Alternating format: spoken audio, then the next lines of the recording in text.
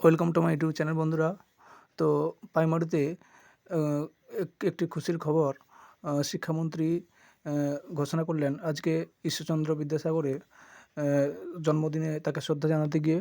তো সেই খবরটি হলো যে প্রাইমারিতে যে সমস্ত ওই যে ক্যান্ডিডেট 2022 টেট দিয়েছিলেন তাদের জন্য এই যে এটি খুবই খুশির খবর যে তাদের যে ভ্যাকেন্সি অ্যা যে কালেকশন, সেই কালেকশনের কাজ ইতিমধ্যেই সম্পূর্ণ হয়েছে এবং খুব শীঘ্রই হচ্ছে সম্ভবত পুজোর পরেই হচ্ছে নোটিফিকেশন আসতে চলেছে বলে হচ্ছে খবর পাওয়া যাচ্ছে। তো দেখো তোমরা ভিডিওটি।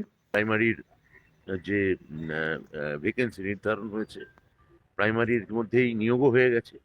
আগামী দিনেও নিয়োগ হবে।